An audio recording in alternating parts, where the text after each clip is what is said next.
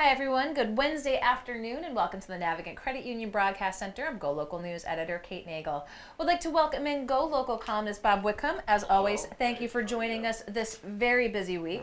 Yeah, and very windy too. Very windy. The tornado yesterday, did you get? Yeah, I thought that was great. Yeah, some excitement. Now, it wasn't so great if you were in North Providence or Lincoln. I thought the fascinating thing about that was, well, A, tornadoes are not exactly common around here. B, late October, a tornado in a Providence suburb. Did you get the thing on your? So here's the funny thing. It I was got amazing. the tornado. My wife's heading for the cellar and everything. I got the tornado alert. Alas, I did not get the Trump presidential text about 3 to 4 weeks ago, so I'm a little concerned there. Me too. Yeah, there's a flaw there. Yeah.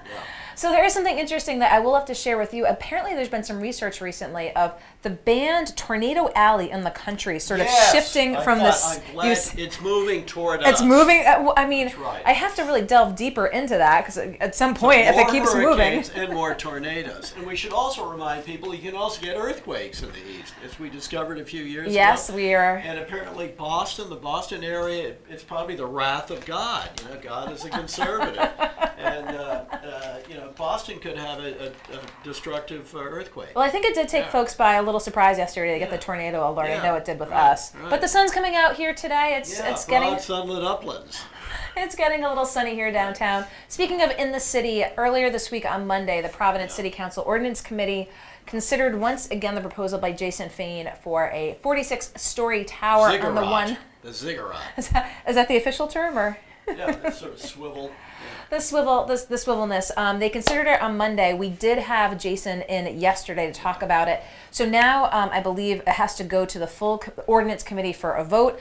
Then it goes back to 195, and then it has to go to the city council. And they would have the final say, the city council. The city council. The mayor has to sign it. That's the million-dollar question. We are 2 years from when he proposed this now. I know. You have to wonder. Interest rates are going up. We may be going into a recession earlier rather than later. Has it been delayed unto death? Well, when he was in studio, I asked him, I said, did you envision this taking 2 years? And he basically said if he had known this, he would not have come here. Right. So I think he realized he's in it, still trying to make it work. We're going to continue to follow it. I think it's an exciting project. I wish it were, viewers really can't see, but it's a vacant lot right over there, smack in the middle of what we used to call the financial district. And I would prefer it go there. He's got his structural and other reasons for wanting to put it in the 195 area. I think, I understand the opposition of both, but I think overall it's probably good for the city. It brings some excitement, it brings drama. I think that most of the opposition is realtors who won't get the business, and I think some landlords also, some landlords downtown and on the east side. There is one issue, though. Given the amount of flight capital going around, he's talking about 800 renters and owners. It's going to be an undisclosed mix of rented and owned apartments. The question is, how many of those people actually live there? Will a lot of these apartments be vacant, as they've been in Boston, New York, and San Francisco, which are now probably the 3 richest American cities?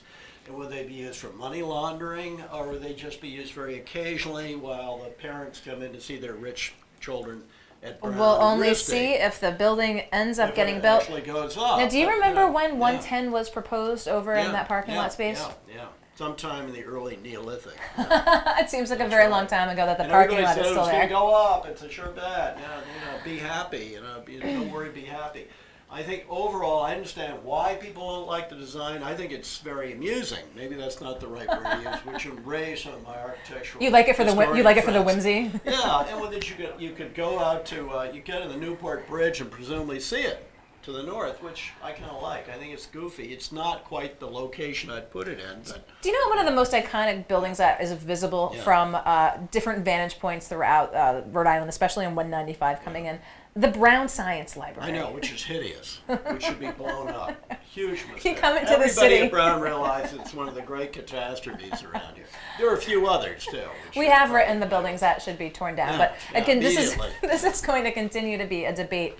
moving forward, I want to talk about a little mix of national and local news. Now, this is last week, the revelation by the New York Times that McKinsey had done a report internally, purportedly, initially identifying social media influencers in the that could be used for Saudi propaganda in the Saudi realm. This murderous Prince Salman. So the question is who commissioned the report, and then finally, how did it get from McKinsey ostensibly into the wrong hands after there've been a number of arrests and actions taken? That's a very good question. I have to say, I used to be a business editor. It's hard to believe, given my living standards and everything. But I used to be a business editor in Europe, in Paris, and Wall Street Journal in New York and stuff. And I can tell you, the Saudis have bought and sold innumerable companies with all that oil money, which really gets back to the only way to deal with this thing is to get off oil. Oil loves tyrants, tyrants love oil. But I can tell you, when I worked for the late lamented International Herald Tribune, the Saudis would come in, the Saudis control all kinds of operations. They had dummy kind of ghost companies. They had tremendous amount of business going with the big consulting firms.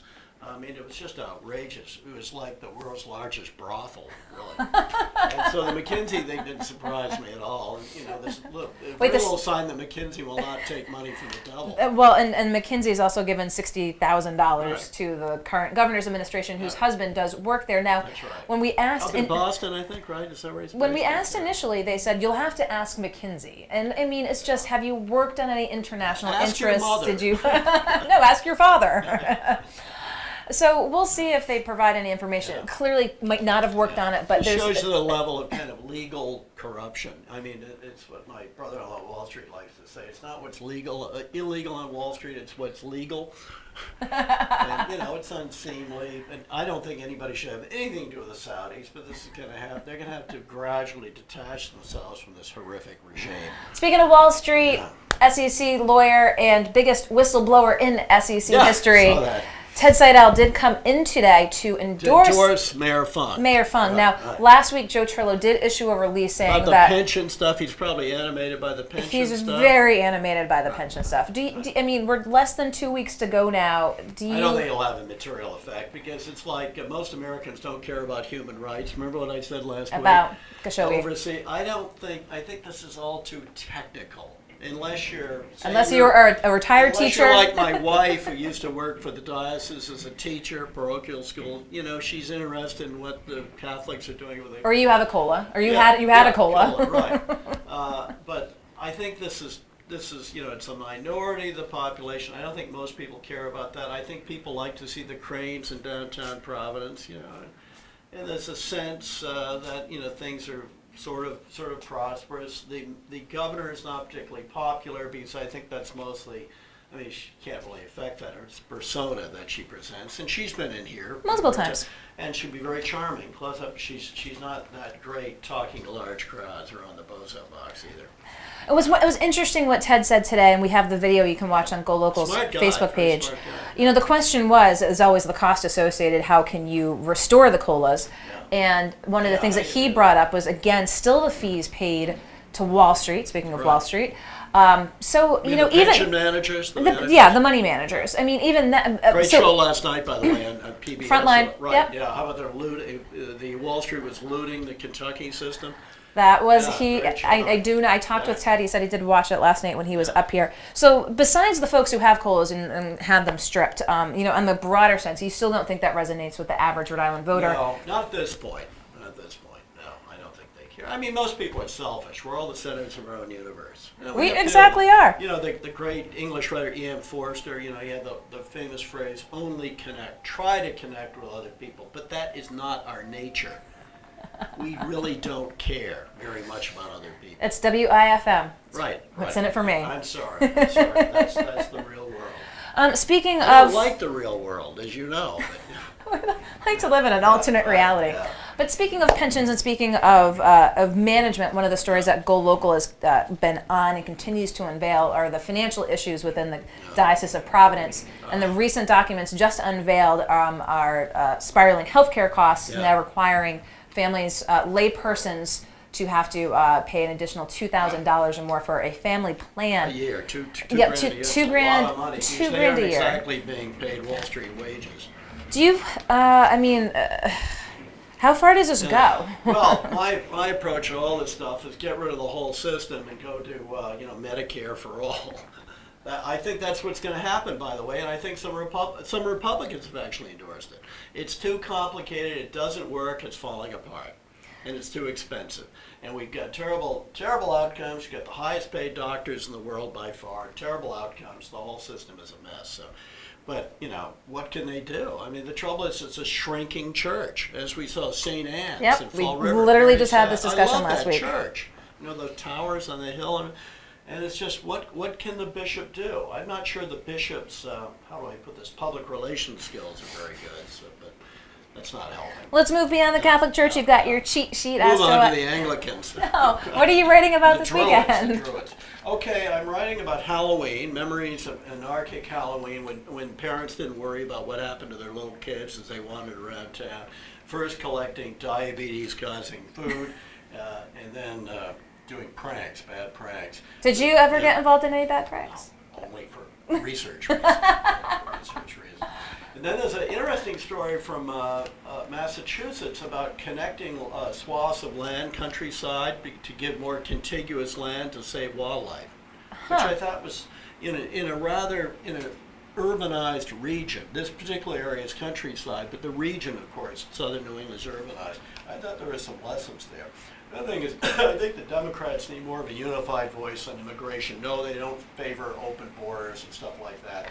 But I think I guess it would have to be the Democratic leaders of Congress, which they have no president now, at least unless they're claiming to have the president. I think they need to come out and give a coherent voice on immigration. No, these people can't come pouring in. They have to line up for asylum. But they should push back against the president on cutting off aid to Central America, which is ridiculous. It's, cut off your nose to spite your little toe. Spite your little toe. Well, of course, it seems to be dominating the news cycle, of course, as the Central American caravan as it's making its way towards the U.S. We should give them more aid, They're coming up here because of poverty and crime. A lot of the crime, of course, is caused indirectly by us because of the drug business. Vicious cycle.